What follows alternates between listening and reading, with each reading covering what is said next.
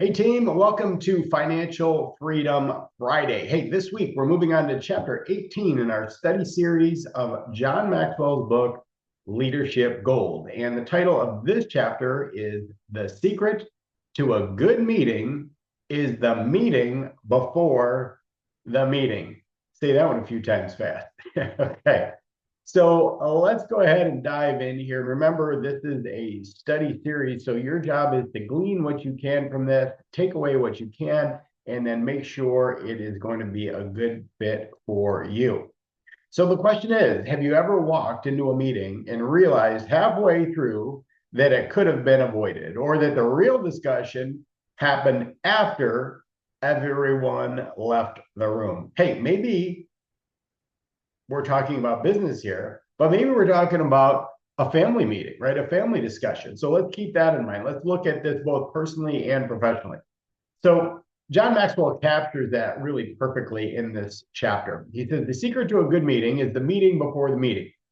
Preparation creates power.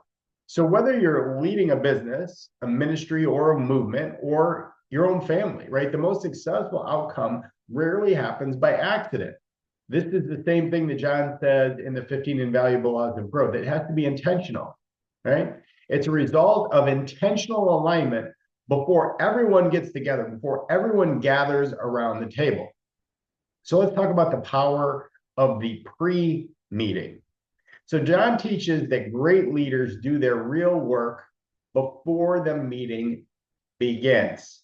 That reminds me of a quote that Zig Ziglar said. He says, proper preparation leads to peak performance, right? Now that is on the performance end of things, but it is very true and very applicable here, right? Proper preparation leads to peak performance in a meeting, okay? So leaders communicate expectations. They clarify the purpose, and then they align with the key players ahead of time. So by the time the meeting starts, momentum is already building instead of being drained by confusion. So in short, the meeting before the meeting is where leadership happens. The meeting itself is where momentum happens. So why does this principle matter, right? So in today's fast-paced world, we're all overwhelmed by noise. Busy, busy, busy, busy, busy, right? Too many meetings, too much going on, too little clarity, and far too few people are truly listening, right? You're just moving from one task to the next as fast as you can because you've got so much on your plate. The result, frustration, burnout, and disengagement. But what if leaders learn how to slow down and prepare on purpose? I was thinking about this morning. I went for a walk with my pup, and I thought to myself, Bill, why be anxious? Slow down, right? God doesn't hurry, right? Slow down a little bit. And I know that sometimes it's hard to do, right?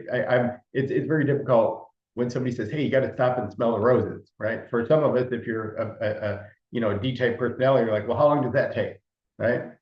But the thing is that when you spend more time in preparation, you actually do accomplish more and you get things done faster than if you try to force things, right? Okay, so that was just kind of a sidebar, talking to myself, but also talking to you, and hopefully this resonates. So what if the real meeting wasn't about information, but it was about transformation, right? You've all heard somebody say, hey, that's TMI, too much information. Maybe we're just drowning people in information, and what people are really starving for is wisdom in transformation. So whether you're leading a business, your family, or a small group, right, the principle is always the same. You can't lead effectively without alignment and preparation. So here's 3 keys to an effective meeting before the meeting. All right, number 1, clarify the purpose. So every gathering should begin with a clear why. Why are you sitting down with your spouse and having this conversation? Why are you sitting down with your family and having this conversation? Why are you sitting down with your employees or your team members and having this conversation? What's the why? Because the why is what moves mountains. That's where you get your leverage from. So if you can't state the purpose in a sentence, the meeting probably isn't ready to happen yet. Number 2, align with your key players for your key stakeholders. So meet privately with those who can influence the room, gain buy-in, address objections, and secure unity before the group meeting. This eliminates surprises and builds confidence. My wife talks about this all the time, even in a family situation, right? We have to be on the same page. Before you sit down and have a family meeting and meet with the kids, you want to make sure that you're on the same page. And I will tell you, I have been horrible about doing that. So this applies to me. And I figured, well, hey, if it applies to me, maybe it might also resonate with you. Number 3, prepare spiritually and strategically, okay? So don't just prepare your notes, prepare your heart. Prepare where the words that are going to come out of your mouth are coming from, right? Pray for clarity, humility, and discernment.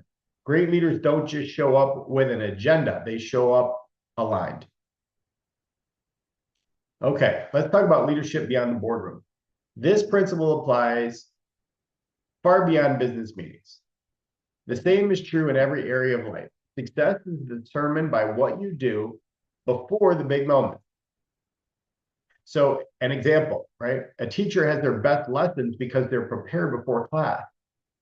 A pastor preaches with power because they prayed before stepping on the stage. And a parent guides their child well because they listened before giving advice. So preparation is a spiritual discipline. It's stewardship in action.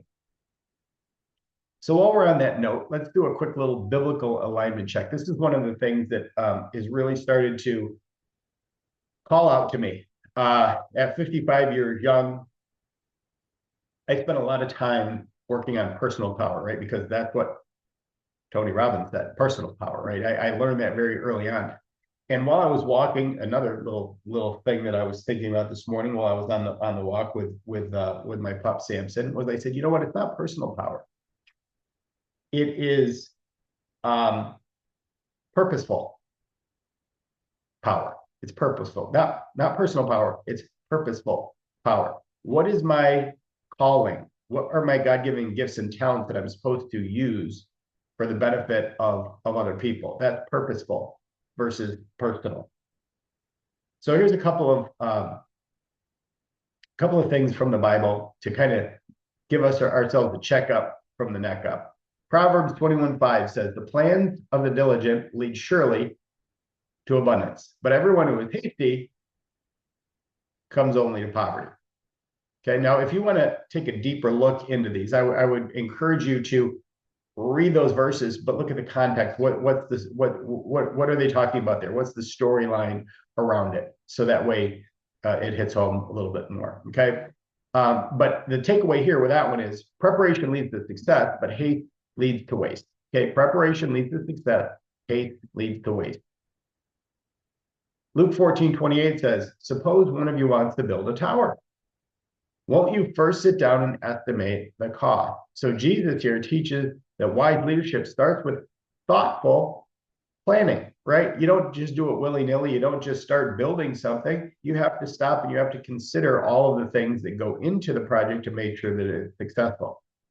Nehemiah 2:11-18. Before building Jerusalem's walls, Nehemiah inspected everything quietly and planned carefully before calling his team together. So the takeaway here is great leaders prepare privately before leading publicly. Think about that one. Great leaders, whether it's in your business or whether it's your family, great leaders prepare privately before leading publicly. Okay, let's talk about a couple of next steps that you could take, because I know for me, I'm the kind of person who wants to be able to lead my life with purpose. I'm a disciplined person, but I also want to be a man and I want to be a leader of faith. So I put together a kind of a private Facebook community. I call it Team Storm. Pretty easy, right? Logo on the hat, on the back of my hat, right? Team Storm. It's a Facebook community, and it's a special place where we explore both the psychology and the mechanics of financial freedom, and then I tie all of that in with faith to make sure it's biblically sound. Okay, so inside there, we go live. Okay, we go live. I did most of the other calls and things like that. I did we're on Zoom. But what I found was a lot of people are on the go, right? You're still busy, and it's easier to sometimes to be able to tune into a Facebook Live. So I've kind of starting to swing that way a little bit more, and I get more engagement that way because if somebody's on the go, at least they're not missing it. Sometimes even me, there's Zoom calls that I could attend, and I just can't be in front of a computer at the time. I might want to listen in, I might want to participate, but I'm on the go. I'm going from here to there, and that just makes it easier. So hopefully that's helpful for you. But inside is all the content, the tips, tools, resources, workbooks, all that kind of stuff. Everything is housed in this one place. So it's really easy to find, okay? So we talk about the psychology and mechanics of financial freedom, but it doesn't end with financial freedom. We talk a lot about mindset, right?